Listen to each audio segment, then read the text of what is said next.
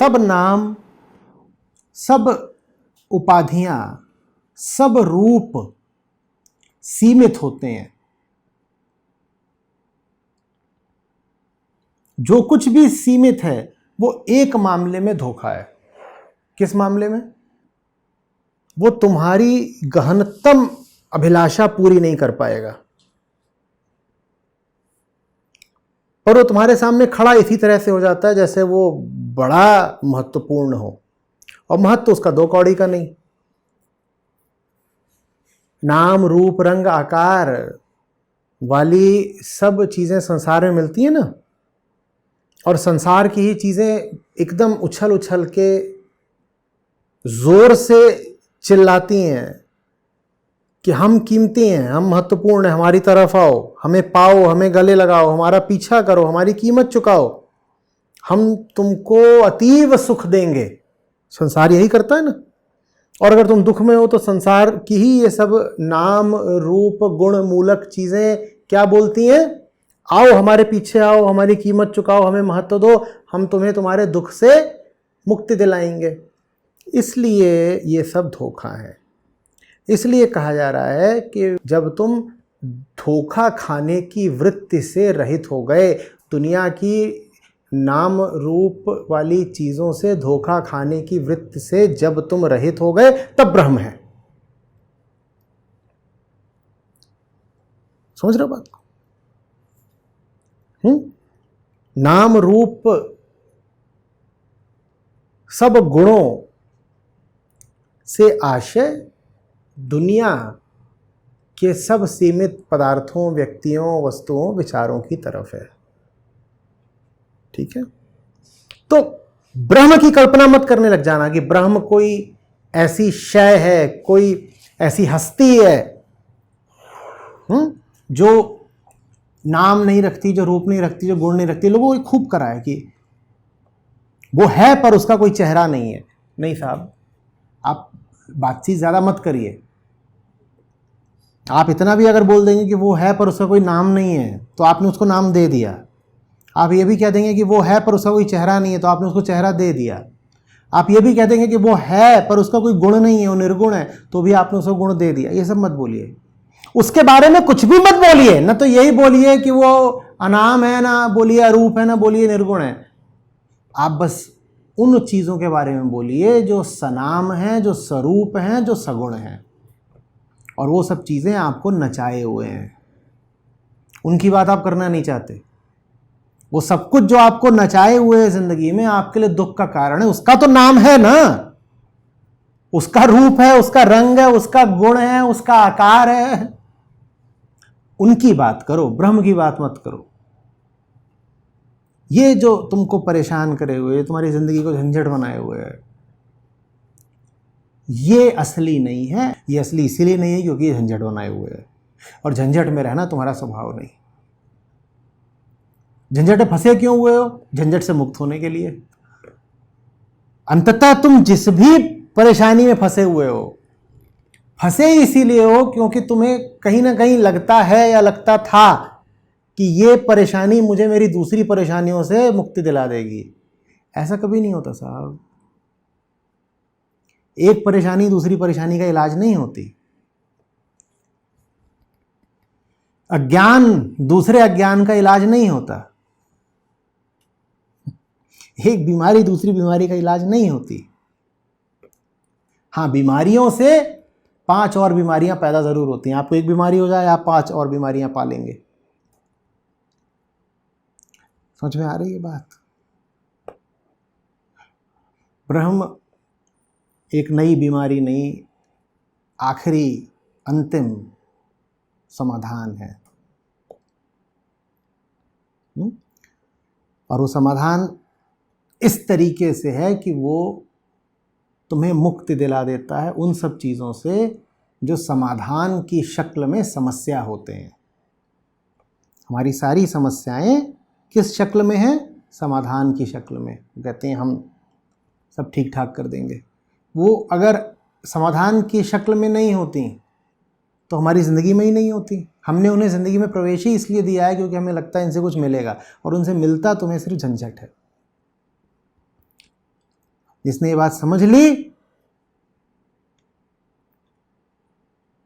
ब्रह्मत्व तो हो गया। समझ में आ रही है बात?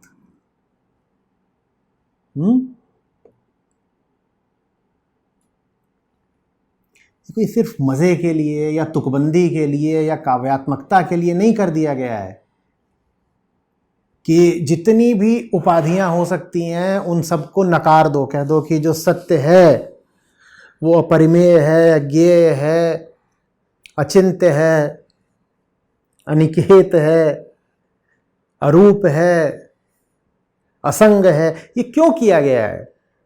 जो भी बातें तुम सोच सकते हो उनको कह दिया गया नहीं, ये भी नहीं, ये भी नहीं, ये भी नहीं है।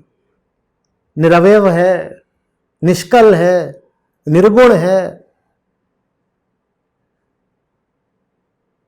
ये क्यों करा गया है?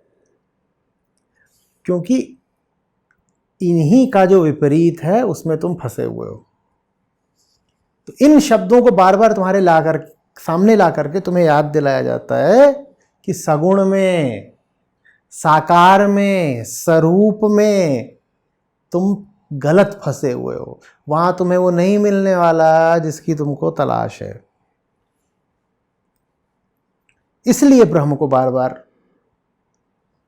नकार की भाषा में संबोधित करते हैं।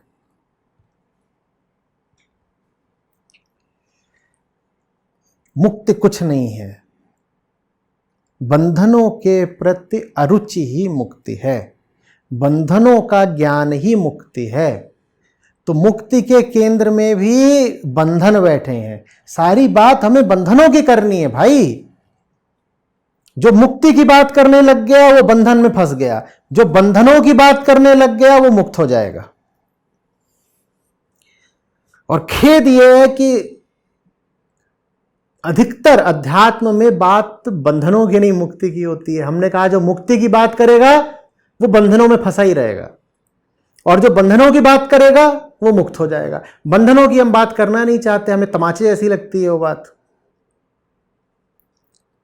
बड़ा बुरा लगता है, बड़ा अपमान लगता है, क्योंकि स्वीकारना पड़ता है कि जिंदगी में चारों तरफ बेड़ियां ही बेड़ियां हैं। बंधनों की बात हम करते नहीं, तो फिर हम अपने आप को सुख अनुभव कराने के लिए काल्पनिक रस चर्चा किसकी करते हैं? मुक्ति की। और जो मुक्ति की बात करेगा, हम कह रहे हैं उसके बंधन यथावत रह जाएंगे, बल्कि और सुदृढ़ हो जाएंगे। मत पूछो बार बार ब्रह्म क्या है, आत्मा क्या है, मुक्ति क्या है। मैं तुमसे कह रहा हूं तुम यथार्थ में जियो, तुम अपनी असलियत देखो, तुम अपनी जिंदगी देखो, तुम सुबह से शाम क्या कर रहे हो ये देखो, तुम अपने बंधनों को देखो भाई। बंधनों को देखना पर्याप्त है। जो बंधनों को देख लेगा, बंधनों की प्रक्रिया का जिसको ज्ञान हो जाएगा, बंधनों में जोर कहां से आता है, जो इस बात को समझ लेगा वो मुक्त हो जाएगा। और जो मुक्ति चालीसा ही पढ़ता रह जाएगा वो बेईमान आदमी है, उसको सजा ये मिलेगी कि वो हमेशा बंधक रहेगा। आचार्य जी, अभी समझाते वक्त आपने बंधनों का ज्ञान और बंधनों में अरुचि दोनों को अलग अलग कह के संबोधित किया। तो क्या बंधनों का ज्ञान अपने आप में अरुचि नहीं पैदा कर देता? तुम्हें बंधनों का ज्ञान नहीं है, इसलिए तो तुम्हें बंधनों में रुचि है। बंधनों का ज्ञान होगा नहीं कि तुम्हें अरुचि हो जाएगी।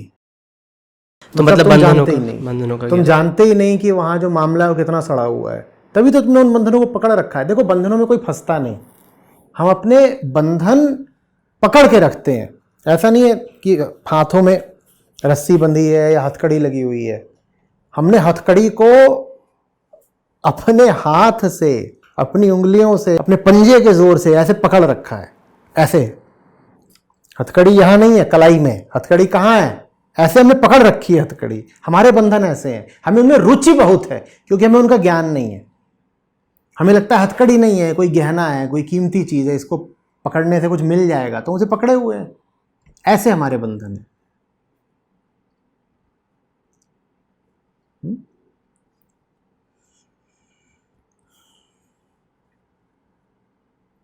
इसी से फिर ये भी समझ लेना कि तुम जो कुछ भी पकड़े हुए हो बहुत जोर से, वही बंधन है, वही हथकड़ी है। हथकड़ी वो है जिसे जोर से पकड़ा जाता है, और जो जोर से पकड़ा जाए वही हथकड़ी है। जो ही चीज तुम ऐसे पकड़ के बैठे हो, वहीं पे तुम्हारा खेल खराब हो रहा है।